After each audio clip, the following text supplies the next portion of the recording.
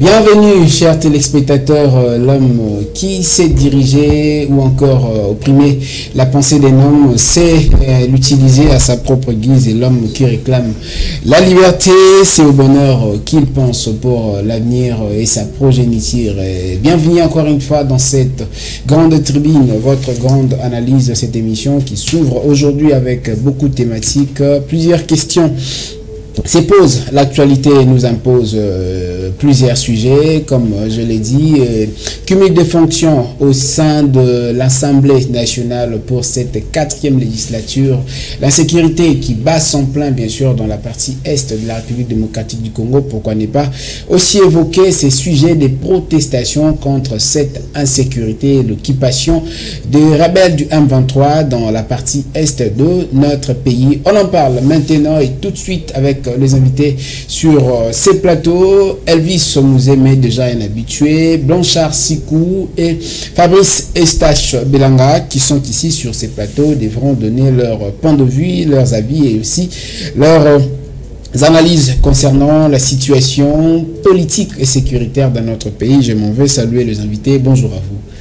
Bonjour monsieur les journalistes. Très heureux de vous recevoir sur ces plateaux, encore une fois, des grandes analyses pour discuter l'actualité du pays. Déjà, le premier sujet, c'est l'insécurité et protestation. Pourquoi est-ce qu'il y a quelque chose qui ne va pas, comme nous le savons tous, que dans la partie est de notre pays, les choses ne vont pas bon train et le rebelle de M23 ne cesse de s'aimer la terreur et la désolation de toute la population. Ça va dater plus de 30 ans avec un chiffre élevé de plus de 12 millions de morts que cette rébellion a orchestré dans notre partie de l'Est de notre pays, allais-je dire. Je vais commencer avec Fabrice Estache Belanga, qui est acteur politique, mais notamment analyste politique. Bonjour encore une fois.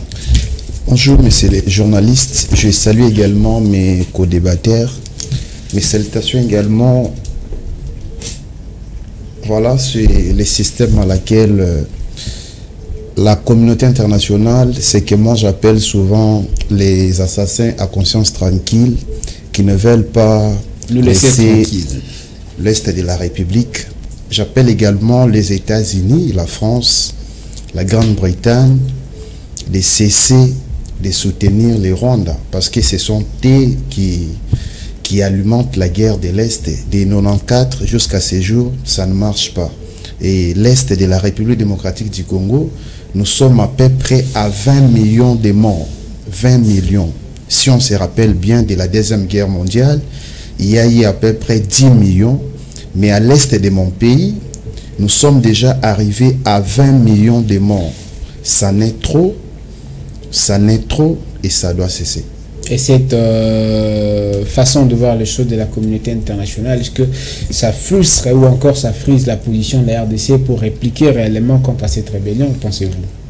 Contre cette rébellion, nous n'allons pas reculer pour aller négocier avec le rebelle du terroriste Paul Kagame. Parce qu'aujourd'hui, vous avez suivi les rapports de l'ONU, les Onisiens qui nous disent que non, les M23 utilisent des missiles à l'air. Mais moi, je me dis, si le M23... Qui ont des munitions plus que les nôtres, à peu près. Oui, mais c'est parce que les États-Unis fournissent les moyens. Les États-Unis, la France, la Grande-Bretagne, toute la communauté internationale en général, ils fournissent les moyens au Rwanda. Ce n'est pas le Rwanda qui nous fait la guerre, c'est le monde entier qui bagarre avec la République démocratique du Congo. Et aujourd'hui, on doit se dire en face, les Congolais, nous ne sommes pas aimés. Et maintenant, nous allons faire un bloc pour dire au revoir aux Occidentaux et peut-être se lier avec... Vous venez de faire un gestuel qui a notamment un grand contenu en termes de communication gestuelle, mais notamment c'est aussi une façon un tout petit peu faible que les gens ont eu l'habitude de nous voir, parce que ça va faire 30 ans, vous venez de le dire, avec 12 millions de morts, déjà ça comptait les déplacés, et on pointe du doigt la communauté internationale qui travaille avec les M23, puisque nous le savons, toute rébellion a toujours connu des mains noires qui les accompagnent. Mais comment aujourd'hui nous pourrions justement rester là pour faire des gestes, parler, imputer ou encore jeter l'opprobre sur les autres, d'autant plus que nous devrions être responsables et en finir une bonne fois? Non, non, nous sommes responsables. 5 ans de mandat ne suffit pas. Non, non, mais la guerre n'a pas commencé dans le 5 ans de mandat, s'il faut le dire. Les problèmes que nous subissons à l'est de notre pays, vous savez, lorsqu'il y a eu des réfugiés rwandais en 94, c'est ça la cause. C'est ça la cause. Et aujourd'hui, lorsque Kabila le Père est entré, bien évidemment, pour venir chasser le président Mobutu en 1997, c'est à lui aussi qui nous a amené l'opprobre que nous avons aujourd'hui à l'est de la République. Suite à l'AFDEL, aujourd'hui nous subissons. Et si l'Est a été occupé d'une manière telle que nous voyons aujourd'hui par les Rwandais, par les fameuses communautés internationales qui continuent toujours, la fameuse même qui continue toujours à tuer nos peuples à l'est de la République, c'est à cause d'eux. C'est à cause d'eux. Et nous, aujourd'hui, nous sommes déterminés. On peut tuer un opposant, mais on ne peut pas tuer toute l'opposition. Ils ont cru avoir peut-être chassé le président Mobutu au pouvoir pour maintenir et s'accaparer de l'Est. Et aujourd'hui, ce n'est plus le cas. Les Congolais, nous sommes éveillés.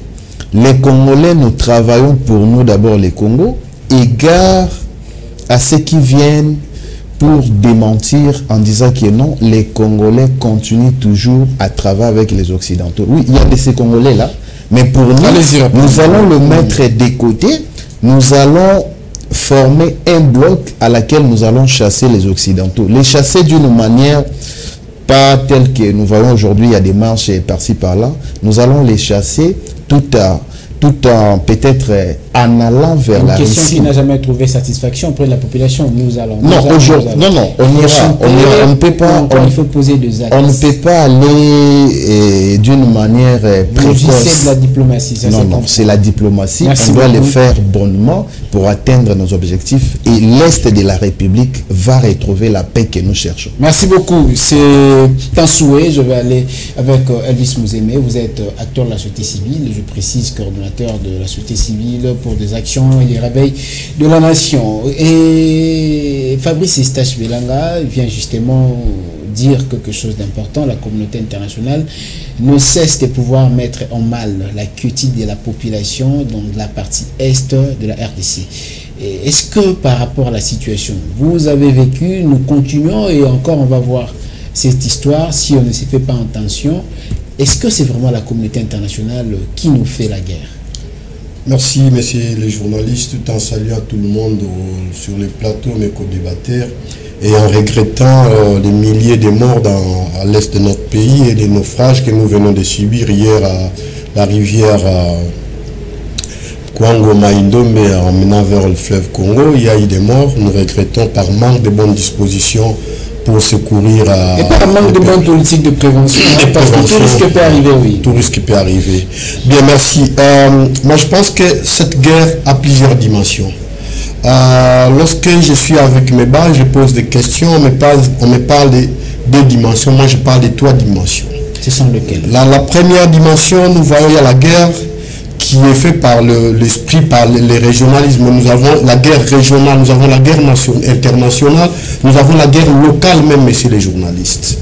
Tout peuple, tout pays voisin de nous, expansionnistes, qui veulent à tout prix, il y a l'esprit de jalousie là-dedans, il y a le fraudeur, il y a les pays étrangers hors Afrique qui veulent à tout prix s'accaparer de nos richesses pour assurer la génération, toute génération de leur pays au détriment des générations africaines et particulièrement aux générations de la République démocratique du Congo. Et lorsque je parle de la guerre locale, vous suivez avec moi souvent que cette guerre, il y a ceux qui participent, c'est un problème de minerais de notre pays. Il y a même des complices ici en interne, il y a même des politiciens qui participent à ça. Comment vous pouvez accepter que nous sommes à plus de 30 ans d'une guerre dans une nation organisée, dans une nation où il y a un gouvernement? Vous voyez le profil de chaque ministère de l'Intérieur, de chaque ministre de l'Intérieur depuis 1994 qu'il y a cette guerre même que je pense, c'est depuis 1994. Nous sommes agressés. Il n'y a pas une rébellion, il n'y a pas une rébellion, nous sommes agressés. Il y a les agresseurs. Et au vu de tout le monde. Bien sûr, nous allons incriminer la communauté internationale. Bien, ils sont là, il y a une main noire derrière. Mais intérieurement, localement, quels sont les plans définis par les ministères de l'Intérieur, par les ministères de la Défense, par le gouvernement pour mettre fin à cette guerre. Nous n'allons pas continuer à nous conjuguer des verbes, à se plaindre des verbes avoir, nous allons, nous voudrons, non, non, non, non. Moi, je pense que cette guerre, cette mémoire n'est pas seulement une main étrangère, il y a aussi une main locale qui nous devons dénicher, qui nous devons dire si haut, cette main locale doit aussi partir. On doit nous présenter le ministère de l'Intérieur, le ministère. Ici, moi, c'est la population, ce n'est pas la politique. Ça, ce sont des positions politiciennes qui nous disent nous avons des solutions, nous aurons ceci, nous allons récupérer. Mais depuis quand chaque jour il y a des morts, chaque jour il y a des blessés, chaque jour il y a des gens qui quittent leur territoire pour aller se réfugier ailleurs. Qui prennent en charge tout ce monde-là? Mais entre nous ici, il y a des détournements de millions et des millions. Messieurs les journalistes, quel est le plan pour nos militaires? La guerre, ce n'est pas la quantité, c'est la qualité. Quelle est la qualité de nos militaires? Nous avons une bonne qualité de nos militaires. Quelle est la prise en charge de nos militaires? Parce que nous faisons une guerre avec ceux qui n'aiment pas ces pays. Et ceux qui sont en interne, des complices sont en interne. Mais est-ce que de par son caractère asymétrique jusqu'à aujourd'hui, nous n'avons pas toujours déniché le vrai problème ou encore le vrai mal, la cause qui gangrène essentiellement cette situation d'insécurité, croyez-vous? Merci, messieurs les journalistes. Peut-être c'est la question que moi je devrais me poser, mais c'est à vous les débats, c'est à vous de nous orienter. Vous avez bien posé la question. Ici, nous devions d'abord faire l'identification de ces problèmes. La cause de cette maladie qui est la guerre. Lorsqu'on ne soigne pas sans diagnostic, vous soignez parce que vous avez un diagnostic. Et le diagnostic ne tombe pas du ciel. Le diagnostic vient avec l'anamnèse. Quelle est l'anamnèse de la population? Quelle est l'anamnèse des politiciens face à la population, face à cette guerre? Nous devions identifier ces problèmes, connaître la cause. Là, mais c'est connu. C'est à cause de nos minéraux. Hier, pour avoir un carré minier, il faut passer par le ministère des Mines. Mais aujourd'hui, vous, messieurs les journalistes, vous avez votre moyen, vous achetez un carré minier, vous avez un circuit, vous achetez, vous exploitez. Lorsque vous n'avez pas les moyens, vous appelez ceux qui ont des moyens pour venir exploiter. C'est là ce sont ceux qui sont en train de nous combattre. Et l'exploitation illégale qui... Mais c'est le gouvernement, ils achètent où? Hier, il y a eu la loi Bakajika qui disait les sols et les sous-sols appartiennent à l'État congolais. Aujourd'hui, ceux dont nous avons élus, ils ont bafoué cette loi-là qui dit les sols et les sous-sols appartiennent à l'État congolais. Ils soutiennent la loi, les sols et les sous-sols appartiennent à l'OKIPA. Voilà là où j'ai dit il y a la complicité, messieurs les journalistes. On ne doit pas nous dire nous allons faire, nous allons récupérer. Faux et archi-faux. Ce qu'on est en train de vivre ici, il y a une forte complicité. Nous sommes tout à fait d'accord. Il y a la main noire, les étrangers, les Occidents, l'Occident, les États-Unis, l'OTAN, tout ce que vous pouvez citer. Mais ces gens-là viennent dans ces pays avec quelle autorisation? Voilà les problèmes que nous allons identifier. C'est le problème des minéraux. Identifier aussi cette autorisation pouvait rompre les relations diplomatiques et des relations bilatérales. Moi, je pense qu'avant de rompre toutes ces relations, nous devons être bien outillés. Peut-être parce que, comme l'a fait Joseph Kabila en son temps, avant son départ, rompre avec ses relations. Voilà, chaque fois lorsque je parle de ces exemples, souvent vous dites pourquoi on doit revenir. Je reviens toujours. Il avait dit ceci. Et moi, je félicite la dernière position de Kabila avant de quitter le pouvoir. Et c'est même là où il a été combattu. Bien sûr, il n'a pas été parfait. Bien sûr, il n'a pas eu. Il a si bien dit parce qu'il a manqué 15 bonnes personnes tout autour de lui pour élever cette nation. Ça, vous allez pas me contredire. Il avait raison. Il était entouré des professeurs. Il était entouré des éminents. Qu'est-ce qu'ils ont rendu? Parce qu'ils sortaient de quelque part. Ce sont ces gens-là qui se disaient hier congolais, qui se disaient éminents professeurs, qui n'ont pas rendu un bon service. Scientifique ne suffisait pas. Allez-y. Voilà. Alors voilà, aujourd'hui, moi je pense que la dernière position de Kabila, lorsqu'il quittait le pouvoir, c'est une bonne position à prendre. Était très très fondée. Lorsque les autres ont compris que ces messieurs, c'est dangereux ici, ils ne veulent pas nous donner satisfaction à nos intérêts. Il faut chercher des problèmes. Cette position-là, c'était une bonne position. Quand bien même il a échoué sur le plan éducationnel, quand bien même il a échoué de ne pas bien payer les enseignants, de ne pas bien payer les fonctionnaires. Et voilà, mais sur ces points-là, je l'encourage. Et c'est cette position-là que les Africains devraient avoir pour mettre la paix dans ces pays. Merci beaucoup, Elvis Mouzémé. Je vais prendre aussi ici, hein, et ça se passe comme ça, et les chocs qu'on s'en donne. Les points de vue aussi, ça se dit, mais notamment il faut amortir, hein, il faut avoir un mental pour que vous ne puissiez pas aller à l'encontre du sujet du débat. Je vais prendre Blanchard Sikou. Vous comprenez essentiellement ce que les co-débatteurs sont en train de dire et d'évoquer sur le plateau, mais en parlant et en prenant essentiellement pour emprunter les dires de Elvis Mouzémé qui vient de vous précéder, en fait que vous allez, excusez-moi, précéder ces assauts ou encore les protestations contre les insécurités, la violation et autres choses a aussi un impact sur essentiellement les accords signés, mais ça peut aussi mettre en mal les mandats respectifs des agences, surtout l'Union européenne, l'OTAN pour parler de la communauté internationale en général, mais aussi des fonds pour le programme des systèmes. Ne croyez-vous pas que si on allait très rapidement, vite en besoin pour pouvoir soit rompre ou faire quelque chose d'offensif, ça va aussi impacter négativement notre politique. Exactement. Premièrement, je vous remercie encore pour l'invitation. C'est moi qui vous remercie. Les salutations à mes co-débatteurs et à l'équipe technique et à toutes les personnes qui nous suivent à partir de la maison. En tout cas, j'ai suivi avec attention mes co-débatteurs, les camarades Fabrice et M. Elvis Mouzémé, si je ne m'abuse pas.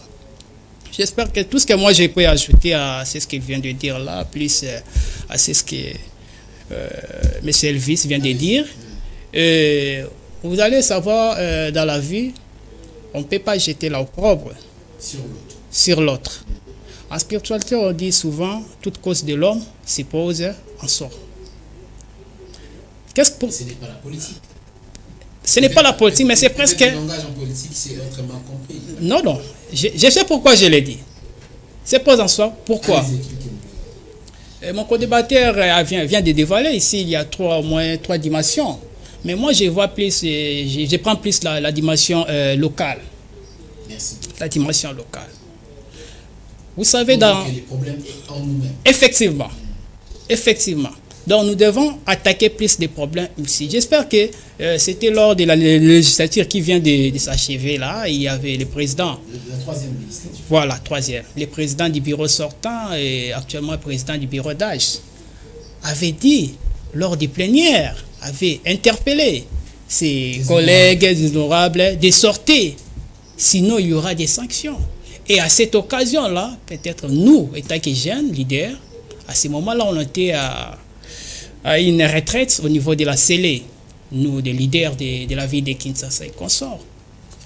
Après notre résolution, on avait saisi plus cette déclaration du président pour maintenant accentuer la pression sur lui d'ailleurs, parce qu'il avait dit clairement, il avait donné d'ailleurs un ultimatum. Oui, si vous ne sortez pas, moi je vais effectivement. Mais, chose grave, jusqu'à la fin des législatures, et le président sortant n'avait pas mis la liste au grand public ou soit à la disposition de la justice. Voilà pourquoi... Vous l'insinuez qu'il était corrompu par la suite? Bon, traité directement corrompu, bon, c'est un peu dire, mais il est aussi parmi des gens qui... Moi, je peux aussi impliquer directement dans cette... voilà, indirectement. Vous voyez un peu. Donc, c'est vraiment ça. Par rapport aux revendications, comme vous venez de dire, vous voyez même à la maison, nous sommes... Oui, ça aura les impacts négatifs comme positifs. Mais il faut savoir qu'à la maison, même à la maison, nous avons des enfants, nous avons des neveux, nièces, cousins. Vous savez, étant que parents, vous devez assumer des responsabilités, nourrir, faire tout. Mais il arrive des fois qu'un parent, s'il a fait, c'est ce qu'on appelle l'abandon de famille en quelque sorte. Et c'est à ce moment-là, l'enfant aussi va maintenant se prendre en charge. C'est ce qui est passé même, c'était la journée d'hier et le samedi. Donc, c'est révolté. Si nous allons dans la Constitution congolaise sur son article 63, si je ne m'abuse pas, il y a des... Et c'est clair. Si je peux lire rapidement pour faciliter effectivement la lumière sur ça. Voilà, sur l'article 63, tout Congolais a le droit et le devoir sacré de défendre le pays et son intégrité territoriale face à une menace ou à une agression extérieure. C'est ce que nous subissons maintenant. Bien que la forme, dans le fond, ce n'est pas vraiment ça. Vous voyez? Mais au moins la paix, le peuple est tellement fatigué, fatigué. Et c'est à ce moment-là, c'est pris en charge. Et sur le plan diplomatique, ça peut causer des impacts aussi. Comme vous avez suivi le dimanche, le VPM aux affaires étrangères avait convoqué une réunion d'urgence avec C'était le samedi dans la soirée. Oui, le samedi projeté le dimanche. Pour éviter ce genre des histoires-là. Mais tant que la population, soit le peuple dans son entièreté, ne serait pas satisfait de leurs demandes, en tout cas, il y aura toujours des dérapages. Et ça serait d'ailleurs, c'est ce que nous venons de voir, c'est juste un ballon d'essai. Vous voyez, ce n'est que aux autorités, au gouvernement, maintenant, de s'en saisir et puis de prendre des décisions draconnières. Sinon, ça serait encore le pire. Parce que ça prend vraiment l'ampleur. Selon vous, pensez que ces protestations et cette façon de voir les choses, bien que la Constitution garantit et dans le prescrit de l'article, que les Congolais ont le devoir de pouvoir protester, résister, mais notamment mettre hors état de nuire à ce qui concerne l'intégrité du territoire, mais notamment l'unité nationale, ce qu'on peut dire comme ça. Pensez-vous que la manière dont les choses sont en train de se faire, la protestation, les actes de vandalisme et autres choses, est une bonne façon de faire les choses? Bon, étant qu'un acteur des droits, en tout cas je condamne ces genres. Mais il faut en savoir que tous ces genres de dérapages, moi j'appelle ça les dérapages, découlent des responsabilités. Effectivement, effectivement. Donc, Batubavandi Balembi. Donc, ces genres, pareil, juste une parenthèse, je peux ouvrir. C'est avant même l'indépendance. Vous savez très bien qu'il y avait les matchs qui s'étaient joués au Stade Raphaël, oui, il y avait une meeting annulée. Et Batubauti na stade wana ndebayeko pelisa moto. Moi qui m'a stade ezalaki na ngote, mais stade nde robimisa ke ba kendo sala ba acte oyo uti ko sala ba net oyo uti ko sala. Exactement. Vous voyez un peu. Voilà pourquoi dans l'introduction j'avais dit que nazo banga était eloko oyo et comme la ampleur oyo. Maintenant c'est au gouvernement d'en saisir et puis base à mesure d'urgence. Vraiment, des mesures d'urgence pour sauver aussi la patrie. La même question, et ça peut poser par Fabrice Eustache Belanga. Croyez-vous que les assauts qui se font aujourd'hui à travers la ville, mais notamment, nous avons aussi remarqué que c'est même en Europe, la population, la diaspora s'est levée justement pour crier et hausser les tons concernant ce qui se passe à l'est de la République démocratique du Congo. Est-ce que ces assauts n'ont pas un impact très négatif sur le mandat et la mise en œuvre respectifs des mandats, notamment des agences et des fonds? Voilà, ces assauts, si je peux les dire, ces assauts, on doit juste éviter de casser les histoires, de brûler, de frapper. Ce sont des marches de protestation. Comment ça peut se faire sans pour autant qu'il y ait casse, sans pour autant qu'il y ait gratinure d'un mur de la MONUSCO, parce que ces liens sont inviolables. Ah voilà, ces liens sont inviolables, tel que vous le dites, parce qu'aujourd'hui si on s'attaque, par exemple au véhicule de la MONUSCO, on commet les infractions. On commet les infractions. Parce que ce sont je réponds d'abord à la question qui m'a été posée et après je reviendrai. Il faut amortir, allez-y. L'agression de l'Est de la République démocratique du Congo, nous connaissons qui nous agresse. Mais aujourd'hui, s'attaquer à la MONUSCO, Mais l'agresseur ne vous reconnaît pas comme étant son... Mais vous m'avez d'abord posé la question. Je vais essayer de réfléchir. Je peux faire des marches sans toutefois casser X ou Y. Je peux faire des marches sans toutefois aller voler. Je peux faire des marches sans toutefois brûler même le véhicule. Et le message va passer. Et de même, je passe aussi mon message comme ça. Le message aussi passe. Mais quand j'arrive peut-être à casser, à voler, à brûler, là, j'ai commis d'autres infractions. C'est là normalement. La communauté. Sur le plan international, ça ne donne pas vraiment une bonne image de la République. Pourquoi?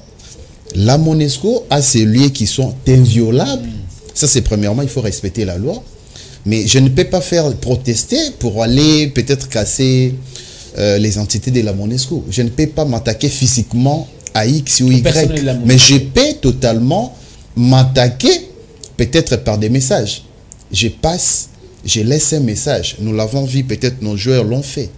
Nos joueurs l'ont fait. Il y a un autre joueur, je crois que c'est Luvumbu au Rwanda, qui l'a fait.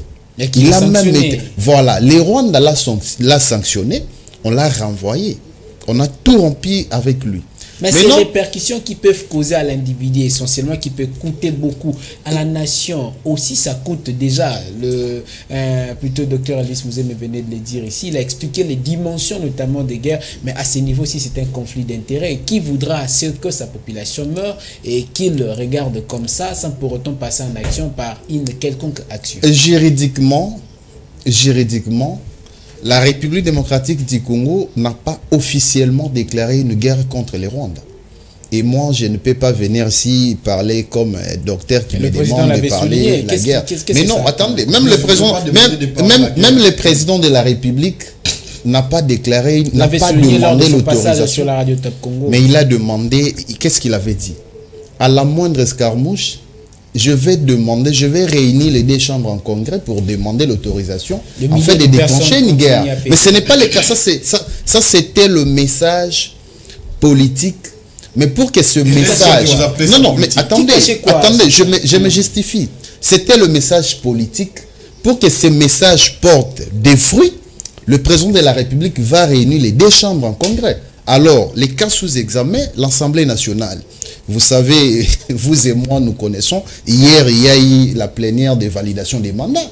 L'Assemblée nationale, on a fini à peine de valider le mandat et on n'a pas totalement proclamé une liste qui est définitive pour les députés nationaux. Ça serait le 23 mars. Au Sénat, il n'y a pas encore eu les élections. Et comment le chef de l'État va réunir les deux chambres en congrès pour demander la guerre? À ce stade, nous sommes restés... Les Rwandais nous agressent. Attendons les choses évoluer et après nous reviendrons peut-être à dire que non, nous allons déclencher maintenant la guerre parce qu'il y a eu toutes les institutions de la République qui sont opérationnelles. Mais à ce stade, on est agressé. Et je ne peux pas Une question m'est venue en tête. Le FRDC a pour mission de défendre la patrie. Déjà, ça ne va pas à l'Est. On occupe de Saké à Bunagana depuis plus de 2 ans. Il n'y a rien qui s'est fait. On ne sait pas. Mais on se pose la question sur la bravoure et l'engagement de FRDC. Mais est-ce que croyez-vous que si le président de la République déclarait la guerre, ce ne serait pas à notre propre détriment? Et aujourd'hui, peut-être, nous n'aurons plus cette RDC parce que déjà, ça fait preuve de beaucoup d'incompétences, beaucoup de faiblesses aussi de notre part. Voilà. Par exemple, je vais préciser, Saké n'a pas été parti. Et non, tel que je l'ai dit... Je n'ai pas dit que c'est parti. Mais Bunagana, je précisais, il y a cela 2 ans et sous l'occupation des Rwandais. Pardon, des rebelles. Non, c'est des Rwandais. Des Rwandais M23. Je ne vais pas insinuer dans mon langage l'agresseur en tant que Rwanda. Parce que le président Paul Kagame l'a affirmé.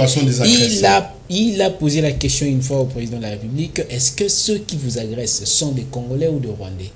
La réponse est peut-être que ce sont des Congolais. Donc, on ne peut pas insinuer. Bon, vas-y, vous avez la question. Pardon. Voilà, je vais répondre. Saké est entre les mains de nos FARDC. Ça, c'est déjà à féliciter. Je vais préciser. Parce qu'il y a eu nos drones, quand je parle de nos drones, c'est-à-dire les drones de l'armée, qui ont visité Saké et on a retrouvé, il y a 2 militaires.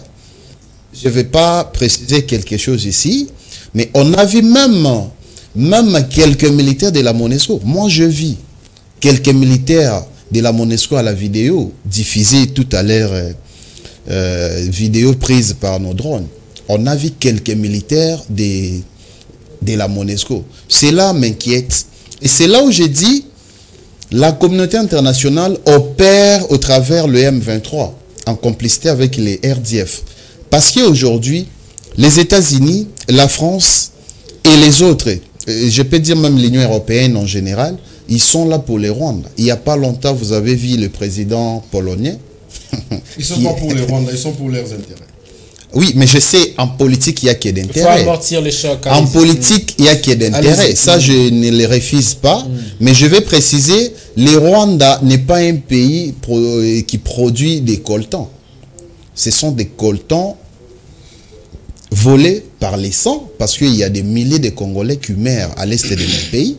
Ce sont des choses à laquelle nous allons revenir très prochainement, parce que nous voulons juste stopper l'hémorragie. Avec de forts détails. Vas-y, continue. On va stopper l'hémorragie.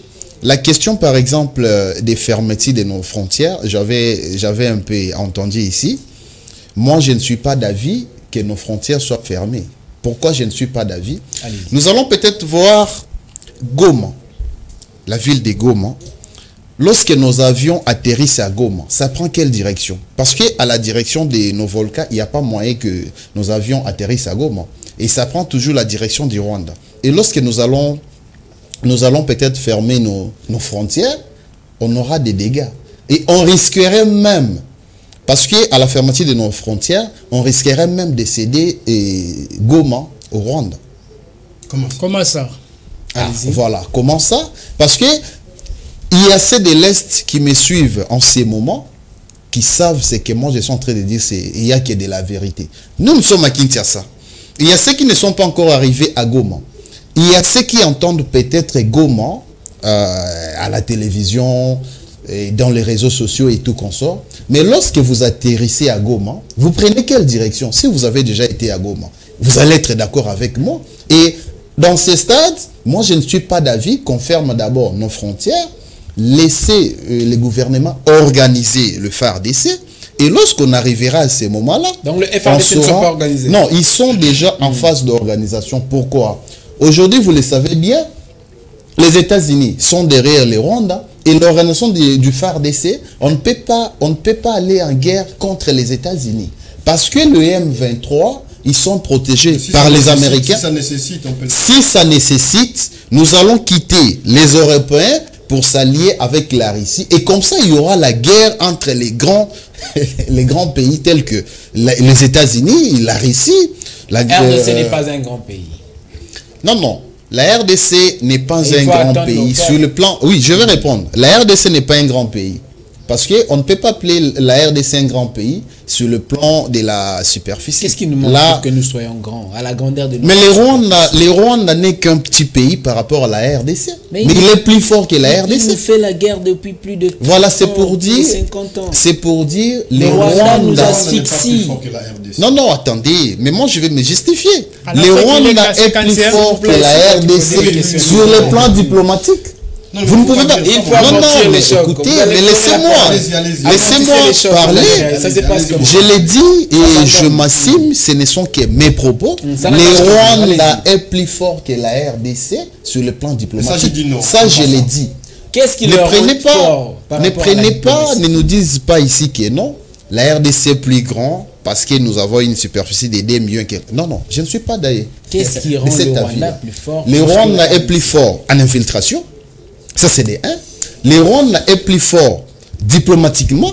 Là où la RDC ne se retrouve pas à la diplomatie, vous venez de soulever ici, Kabila, avant de partir, il avait déjà nuit aux relations avec les autres États. Et vous voulez que la RDC soit fort comment? C'est grâce à Félix Tshisekedi. La RDC commence maintenant à devenir fort. Mais nous ne sommes pas encore arrivés. Et alors, pour engager cette guerre physiquement avec les Rwandais, moi je vous dis, si on engagerait cette guerre aujourd'hui et qu'on arrive à fermer nos frontières aujourd'hui à 13h57, merci beaucoup. À 14h30, les Rwandais vont prendre l'Est de la République. Merci beaucoup. Je ne souhaite pas, mais je l'ai dit. Ok, tout à fait. Je ne souhaite pas, mais je l'ai dit. Je ne suis pas ici pour défendre les Rwandais. Merci beaucoup. Mais je donne les aspects sur le plan international. Elvis Mouzeme, vous venez d'écouter, d'entendre minutieusement Fabrice Eustache Belanga. Mais est-ce qu'il faut essentiellement ne pas fermer les frontières pour que nous puissions montrer de quoi nous sommes, nous sommes capables? Les petits pays, on sous-entend, sont plus forts que nous en diplomatie. Et ce qui nous manquait, c'est quoi exactement? Merci bien, messieurs les journalistes. Je pense que mon ami qui venait de parler en face de moi, M. Eustache, m'a rejoint lorsque j'ai parlé des dimensions de cette guerre. D'une façon ou d'une autre, il a rejoint. Tout à fait logique et courage, bravo. Alors, il y a ceci, messieurs les journalistes. Allez-y. La RDC, c'est juste ici, la population est en train de condamner les politiciens congolais. Lui étant que politicien dans son parti politique, voilà, nous la population, nous vous condamnons votre façon de voir les choses, votre façon de dire, et vous l'avez si reconnu ici que la RDC est fortement infiltrée. Que fait le service d'ANER de ce pays? Allez-y rapidement. Lorsque nous sommes infiltrés, moi je pense que le service d'ANER, son rôle, c'est d'identifier toute infiltration. C'est pas seulement d'identifier ce dont on peut arrêter parce qu'il a dit X, il a dit Y. Donc voilà, ici nous sommes en train de parler de la nation. La RDC, un pays souverain, la RDC est forte, la RDC a toutes les possibilités pour faire mal à n'importe qui viendrait sur ce sol. Mais l'incombe, c'est qu'il y a une mauvaise appréhension au départ de nos politiciens pour ne pas donner à la population les meilleurs de lui-même. Voilà là où nous sommes, messieurs les journalistes. Exactement. Alors, quant aux frontières, tout ça, je pense que nous ne sommes pas à ce niveau-là. Les États-Unis, les autres là, qui nous agressent, nous savons que nous sommes agressés depuis longtemps, plus de 30 ans nous sommes agressés. Mais ici nous voulons la concrétisation. Ici nous voulons aujourd'hui donner-nous les moyens pour faire face à ces agresseurs et même, il y a même, comme je venais de dire, il y a même les agresseurs internes. Ici, il y a même les agresseurs internes par leur façon de faire, nos politiciens, par manque de bonnes décisions, par manque de bonnes réalisations. Nous sommes aussi agressés d'une façon ou d'une autre en interne. C'est-à-dire, on devrait revoir les calculs par rapport à tout ce que nos politiciens sont aussi en train d'être hypothéqués pour l'avenir de cette nation. Donc voilà. En quelques lignes, merci je ne sais beaucoup. Pas si on va prendre cette question concernant plutôt la 4e législature, le problème de cumul des fonctions. À l'Assemblée nationale, le président Christophe Mbosso a dit et accorde 8 jours par rapport au délai prévu par la loi pour ceux qui ne voudront justement pas avoir cumul des fonctions, de choisir une d'entre elles. Que diriez-vous un mot par rapport à cette histoire? C'est toujours comme je venais de dire ici, mauvaise appréhension des politiciens. Le PP Mbosso, là où il sait que cette loi électorale, nous l'avons condamnée.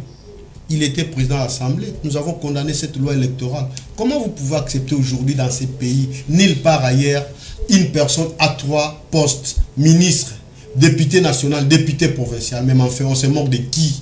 Même en fait, on veut quelle population? Même en fait, on veut quoi dans ces pays?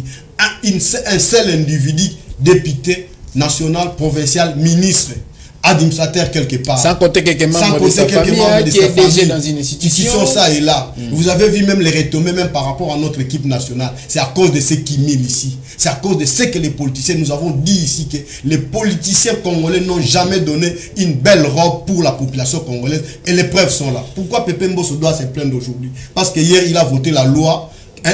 Un candidat peut occuper des postes, un candidat peut postuler au niveau national, provincial. Pourquoi il doit se plaindre aujourd'hui? Ça, c'est une hypocrisie. Mais la Cour constitutionnelle a dit non, ce n'est pas Mbosso qui l'a dit. Non, mais excusez-moi, il était président de l'Assemblée. Il était là. C'est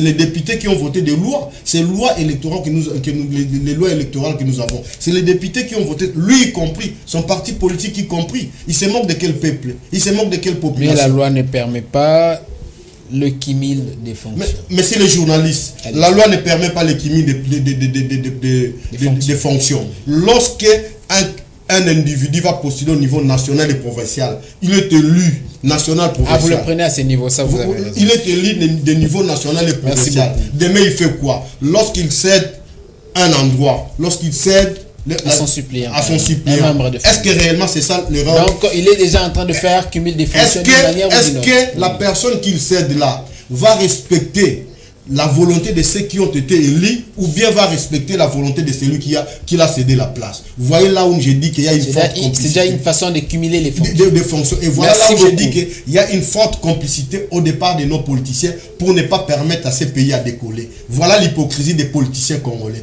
Et même merci beaucoup. Fabrice Eustache aura la parole justement après. Et prenez votre temps, hein.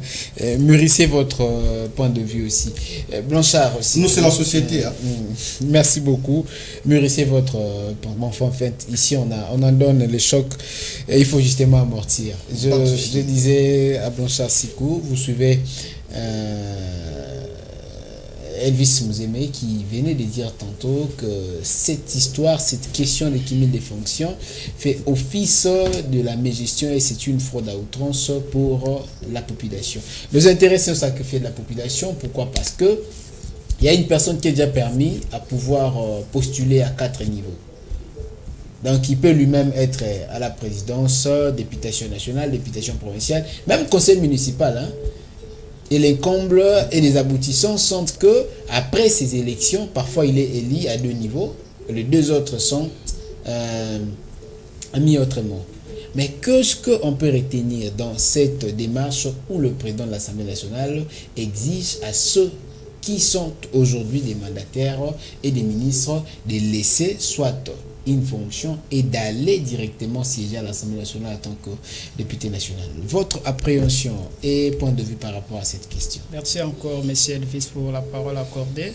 Je voulais juste, avant tout d'abord, répondre à votre question, et rectifier quelque chose que mon combattant Fabrice Belanga, si je ne m'abuse pas, avait dit que le Rwanda est plus fort que la RDC. C'est vraiment une insulte au peuple congolais. En tout cas, peut-être à la fin de l'émission, tout ce que moi je vous demande de retirer ces mots. Parce que, qu'est-ce qui montre que non, cet État est plus fort que l'autre? C'est par rapport au classement qu'on fait au niveau national. Au niveau international. Actuellement, le Rwanda, si vous allez dans les 12, et le Rwanda est plus loin que la RDC. Voilà pourquoi je vous dis, je vous supplie, dans les top 10, le Rwanda ne se retrouve pas. Et ne se place même pas devant la RDC. C'est ça aussi la question, c'est sur quel domaine? C'est quel domaine? Mais sur le plan, parce que nous parlons de guerre. Nous parlons guerre, n'est-ce pas? Et c'est la guerre. Il n'y a pas la guerre. Expansionniste, comment vous pouvez... Nous parlons de la guerre sur le plan. Comment ça parler de l'agression, on n'a pas une guerre en RDC. C'est la guerre. Ce n'est plus... Allez-y, je suis juriste ces formations. C'est déjà la guerre. Malheureusement. Allez-y. C'est déjà la guerre. Il aura la parole. Par rapport à votre question, j'espère que la Constitution a tout réglé. La Constitution a tout réglé par rapport au cumul des fonctions. Elle dispose quoi dans ces articles? Ok. L'article 108 de la Constitution, alinéa D. Et là, je peux lire rapidement. Le mandat des députés ou sénateurs est incompatible avec des fonctions ou mandats suivants. C'est clair. Membre du gouvernement, membre d'une institution d'appui à la démocratie, membre des forces armées, de la police nationale et des services de sécurité, magistrat, agent de carrière publique d'État, cadre politico-administratif de la territoriale, à l'exception du chef des collectifs, chefferie et groupement. Ainsi de suite. Vous voyez que c'est déjà clair. Maintenant, demandez... La Constitution a tranché déjà. A tranché. Ce n'est que l'ego, comme mon combattant vient de dire, d'aller ici d'ailleurs, c'est l'ego. C'est juste l'ego. Vous voyez? Okay, tu vas avoir beaucoup à l'échelle. Effectivement. Pour arriver là, ici, j'ai la loi ici, soit le code de bonne conduite, le code pour l'électorat. Et c'est déjà tranché. L'éligibilité, les conditions d'éligibilité. C'était déjà là. Maintenant, il y a une question que moi-même je me pose pour arriver là. Comment tous ces gens-là, nommés entre guillemets, comme lui-même le président de la CENI avait dit, sont arrivés là? Maintenant, condition d'éligibilité, il y a des conditions pour être candidat. Tous nous avons rempli. Il faut ça. Et maintenant pour les membres du gouvernement, parce que presque tous les membres étaient des candidats à l'exception de quelques-uns. Un membre du gouvernement est ministre en fonction. Pour que son dossier soit traité, déclaré recevable à la CENI, il faut qu'il présente sa démission, sa lettre de démission, M. Elvis. C'est ce que dit les conditions d'éligibilité. Hein? Les conditions d'éligibilité, ce n'est pas moi, c'est la CENI. Maintenant, sur quel mécanisme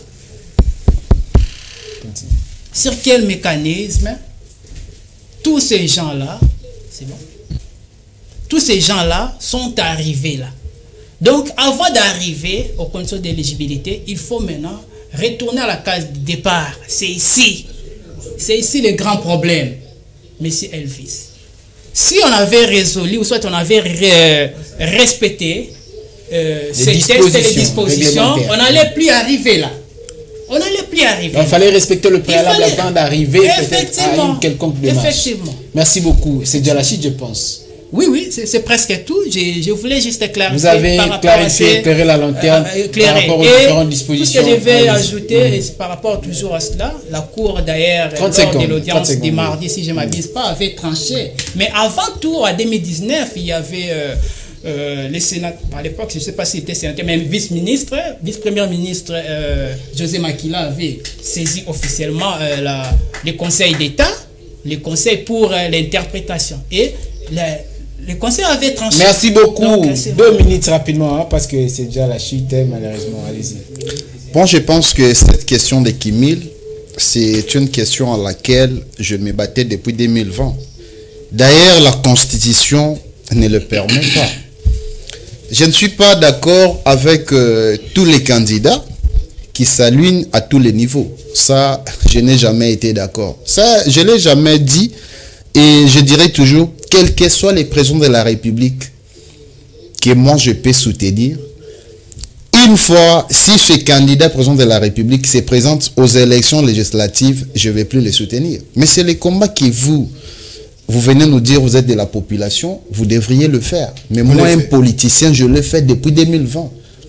Inculquer à la population tous les candidats qui pourraient peut-être s'aligner à la députation nationale, à la députation provinciale, il ne faut pas tout simplement les voter. Parce que la question de la loi électorale, c'est une question qui passe juste à l'Assemblée nationale.